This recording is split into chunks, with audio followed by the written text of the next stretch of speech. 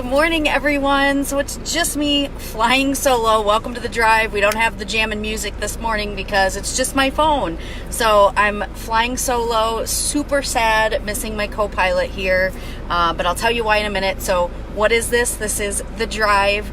It's our online talk show. When do we do this? You're going to help us determine that. We actually, one of the reasons Brenda's not here this morning is that she is at her son's football game. So football season has kicked in and it will affect when we actually go live from now on. So we'll either do it at 9 a.m. or we will do it at noon, whichever works for everyone. So welcome in. We will be doing it live on Facebook, and then we also upload it to YouTube. So what do we do on The Drive? We help you navigate roads, life's roads. Good morning. So what are roads? I'm going to wait until Brenda gets here because we actually have an acronym. You know, we love acronyms. So we have what we're helping you navigate, and it's a little funny because, you know, we like seriousness and shenanigans. So what is serious and shenanigans? We tackle tough topics, and we have a little bit of fun while we're doing it. So again, I'm flying solo today. So miss Brenda. Like, you have no idea how codependent I feel like I am right now with her. But anyway, I actually do know where I'm going. If you see this in the back, I know at least one of you are really going to appreciate this. I am headed to, we have a local place here in Akron that recycles, shreds things for you, and you can actually drop it off. It's, I forget the name of it, but I'm driving to it now. So I'm gonna talk a little bit. I won't be able to see the comments while I'm driving, but I'll stop because it won't take me forever to get there, so I'll stop. But today we're gonna be talking about how you can be a work in progress and a work of art at the same time. So let me back out of my driveway here, and we'll get going. And just, sing to yourselves maybe. The Life is a Highway song. You guys know the words, right? Life is a highway. I can't remember any of the words right now. And I'm going to be super honest. Well, no, I have show notes, and my show notes cover my backup mirror. So here we go. I'm really excited about this topic just because it's something that I know I've come to terms with. Sometimes I need to remind myself. So sometimes these things are just as good for the person presenting. Oh, Brenda's on. Hi, Brenda. I miss you. So I'm going to take the shredding. I actually know where I'm going, Brenda. I'm going to go take my shredding stuff here. And then I'm headed to Indiana with my son for our last summer hurrah with the family. We're going to be, I've got my swimsuit on under my shirt. My shirt, by the way, is from Courtney Reynolds, another Courtney Reynolds shirt. So definitely look her up. She's got all kinds of different things that she's doing. So without further ado, you know who I am, right? I'm Kat Hoyer. I like it better when Brenda introduces me, but I am the creator and co-founder of SYLC Consulting, the creator of Steer Your Life Coaching. And STEER is an acronym that helps people coach themselves through life's roads. And Brenda, I told everyone that we would be telling them exactly what roads are at a later date when we can do it together, because I think it's really fun. So we're going to talk about how you can be, before we get started, we need to, this is so hard by myself, you guys. This is so much better with Brenda. Anyway, we have a drawing. So we want to thank the people who shared it out. I think we had 11 shares last week. Thank you so much. And, again, we're doing this because we are, again, trying to help people navigate through life. And the self-coaching model is amazing. I was a little worried about that. How bad was that? I'm not even going to look. So specifically, we had Welby, Sequoia, Shelly, and Sharika who shared this out. But I'm going to draw. This is for a Starbucks gift card, and it goes to, hit hashtag share the drive to share this out. Welby! Yay! Thank you so much, Welby. I think Welby shared a bunch of them last week, actually. He shared, he must have been chain watching like I did with Shelly. So he shared quite a few of them out last week, so got entered in a few times. So that always helps. That seems to be the way it's been each time. So what are we talking about? We are talking about how you can be a work of art and a work of progress at the same time. And I have 3 tips, and that's what we're going to do each week. And this show, exactly what we're doing right now, is a work of art and a work in progress, right? Like, we've already had amazing feedback on how it's helped people, and we plan on continuing with that.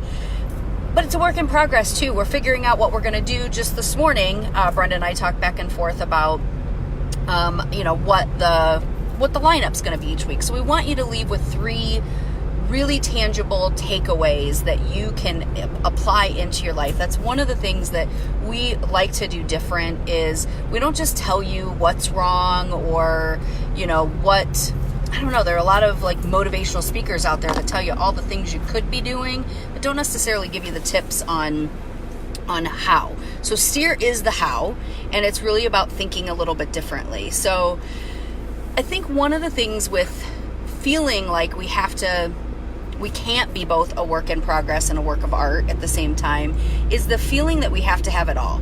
We've got to have it all figured out. It's all got to be right now. And that's not true. And I don't know about you guys, but I keep putting my hand over here like when I put on the brakes, like I'm stopping someone from moving forward and the things in the back seat. But anyway, so we feel like we have to have it figured out. We have to be there. We don't really understand that one of the most beautiful gifts that we can give ourselves and really the world is being authentic, right? Being who we are. And I think, I don't know how to be anyone else. I'm not very good at the fake it till you make it thing. I've tried it a few times. Not very good at it. So, just really understanding that it's not all or nothing, and that it's okay to kind of be a work in progress. It's not the tip, that's just kind of setting this whole thing up. But the tip is to cut yourself some slack. Forgive yourself if you're not exactly where you want to be, and know that you're getting there. You're working, you are attempting to get there. And I will tell you, one of the greatest gifts that my parents have given me, and for those of you that know my parents, they are amazing people. They're wonderful parents and just all around like good human beings. The greatest gift they gave me was probably more into my adulthood, and maybe it's because it was when I was able to understand them and understand this lesson, but it's one that I'm very aware of, and now I try to pass it on to my son, is the gift of not having it all figured out. It was my aha moment of being on the phone with my mom and hearing her, say that she's still working on herself was probably one of the best gifts I've ever had, or best lessons I've ever had. And then, I kind of put my dad on a bit of a pedestal, and hearing him, talk about some of his insecurities and things that he's working on to improve. I think, that is just incredible to just know that you're a work in progress, and then cutting yourself some slack. Because I'm not even going to say I don't know about you, because I do know. I do know that you are your own worst critic. I am 100% sure that everyone listening right now is their own worst critic, because we are very, very hard on ourselves. So starting out to cut yourself some slack is the number 1 tip. Number 2 tip is to look back on your past accomplishments. Now, I've gone through a lot of different coaching programs and things, and one of my favorite exercises was keeping a success journal.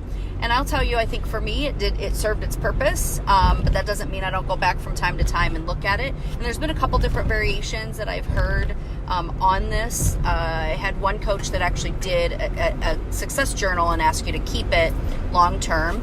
And when I was an HR manager, I would tell people to do something similar. This just popped into my mind. Was to keep a file, like an Attagirl or Attaboy file, because when they did their self-appraisals at the end of the year, it was hard to remember everything that you'd done. So, to just kind of drop those Attaboys or Attagirls. I know that Trevor and I created one year a box of for the year of things that we could drop in that we were proud of throughout the year.